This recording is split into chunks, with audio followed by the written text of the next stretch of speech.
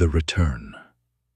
The light came from the east, over Petra, not like sunrise, like rupture, a brilliance that split the sky open, white-hot and terrible, as if the sun itself had fallen and shattered against the ancient stone.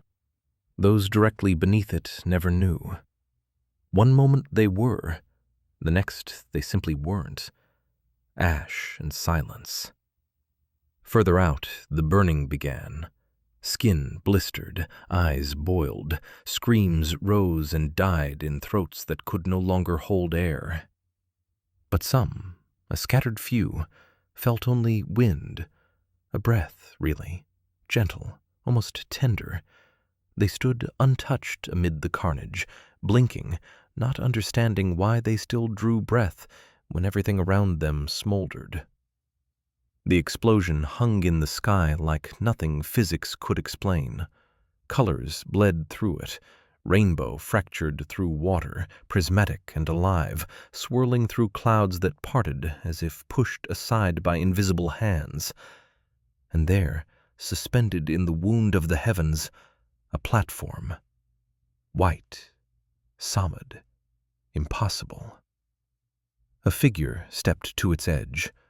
He was smaller than expected, ordinary almost, simple robes, the kind a carpenter might wear 2,000 years ago, white, clean, but worn at the hems, humble in their plainness. His feet were bare. He looked down, and his face held such sorrow, not surprise. He had always known what he would find. But knowing and seeing are different griefs. His eyes moved across the burning earth, the writhing bodies, the fleeing masses, and something in his expression broke without breaking. Behind him, footsteps. A man approached, leading a horse, white, magnificent, its coat like fresh snow, its eyes dark and knowing. The man holding the reins was weathered, thick-handed, with the build of someone who had hauled nets his whole life. Peter. No one announced it, no voice spoke the name, but everyone who saw him knew, the way you know your own heartbeat. Peter handed the reins to Jesus. Their eyes met. Then Peter stepped forward, and they embraced, two old friends, reunited after the longest separation. When they parted, Peter's eyes were wet. He knelt, head bowed, shoulders shaking. More came. John, youngest still somehow, face radiant with impossible joy. Matthew, steady and sure. Then the others, one by one, emerging from the light. Thomas, James, Andrew, Philip, Bartholomew, the rest, until 12 knelt before their Lord. Then the sound began. It started low, a hum that vibrated in the chest, in the teeth, in the marrow. Then it rose. Voices. Thousands. Millions.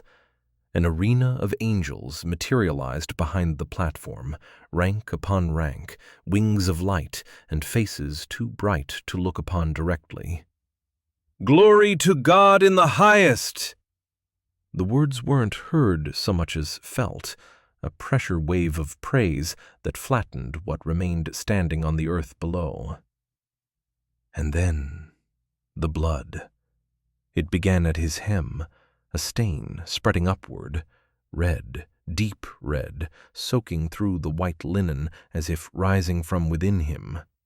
His own blood, the blood of the covenant, the blood of the cross, now worn like a garment. It dripped from his sleeves, pooled at his feet, and still it came, until his vesture was crimson and terrible. Peter rose. In his hands, a crown, white gold, simple in its beauty, heavy with meaning. He placed it on Jesus' head, and the sorrow left his face. What replaced it was worse. Not cruelty, never that, but wrath, righteous, ancient, final. His eyes, once soft with grief, now burned, literally burned. Fire moved behind them, in them, through them, the eyes of a judge who has rendered his verdict. Below, chaos. Some ran, stumbling over bodies, over rubble, over each other. Some fell to their knees, weeping, hands raised. Some simply stood, mouths open, minds refusing what their eyes reported. And those few, the ones the light had spared, some wept with joy, arms lifted, voices crying out in welcome. Others just stared, frozen, unable to reconcile faith with sight. Then came the trumpet, a single note, clear, piercing. It cut through the chaos like a blade through silk, silencing every scream, every sob, every whispered prayer. The sound came from everywhere and nowhere, from the sky and from the bones of the earth itself. It held for what felt like eternity, one unbroken tone that seemed to say, "Listen, this is the end of all waiting." And when the trumpet faded, he spoke. One word. His voice was not loud. It did not need to be. It simply was, present in every ear, every mind, every corner of the burning world. The word was in a language older than Hebrew, older than Eden, and yet every soul understood it perfectly. Come. The platform trembled. Behind the angels, behind the light, movement, figures, countless figures, emerging from the glory like stars stepping out of the dawn. Men and women robed in white linen, bright and clean. Some bore the scars of martyrdom, throats cut, bodies burned, wounds that no longer bled but testified still. Others looked as if they had simply fallen asleep and awakened here. All of them radiant, all of them smiling. The saints. They came by the thousands, by the tens of thousands, by numbers that the mind could not hold. And each one led a horse, white, like his.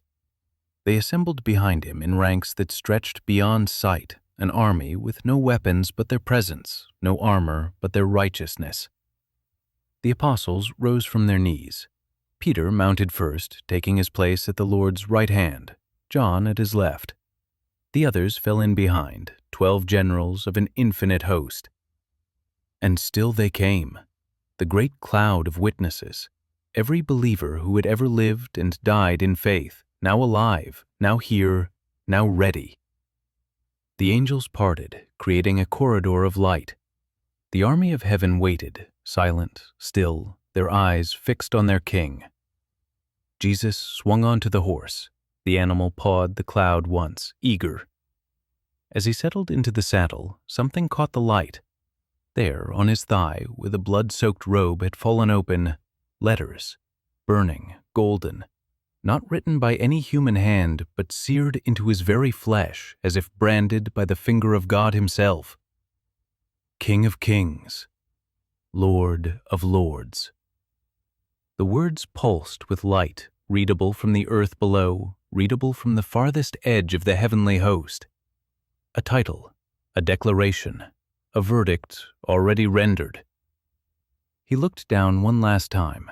The fire in his eyes flickered, almost tenderness, almost regret, then hardened into judgment. The trumpet sounded again, longer this time, deeper. A war horn.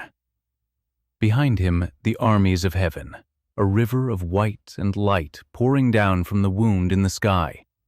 The sound of hooves on nothing, the rustle of 10,000 robes, the silence of saints who had waited centuries for this moment. The earth groaned beneath them. The time had come. He touched the horse's neck, and the king began to descend.